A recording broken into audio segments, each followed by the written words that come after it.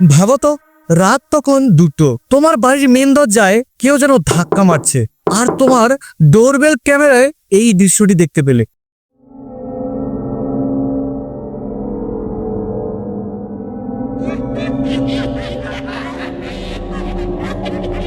2021 সালে আমেরিকার ক্যালিফোর্নিয়ায় এক বাড়িতে দরজার সামনে ঠিক এমনই একটা ভিডিও সামনে আসে।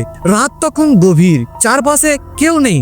একজন মহিলা দরজার সামনে দাঁড়িয়ে চোখ দুটো বড় বড় করে ক্যামেরার সামনে দাঁড়িয়ে আছে। প্রথমে ঘরবাইকের মনে হয়েছিল হয়তো কোনো মানসিক রোগী টগী হবে, কিন্তু ভিডিওটি বিশ্লেষণ করেছে দেখে সেই মহিলাটি টানা 2 মিনিট ধরে বড় বড় চোখ করে তাকিয়েছিল, কোনো শব্দ না করে। তারপর সে কোনো রেসপন্স না পেয়ে ওখান থেকে চলে যায়। পরের দিন সকালে ঘরমালিক পুলিশকে পুরো ঘটনাটা জানায়, কিন্তু পুলিশ তদন্ত করেও ওই মহিলার কোনো আইডেন্টি খুঁজে পায় না।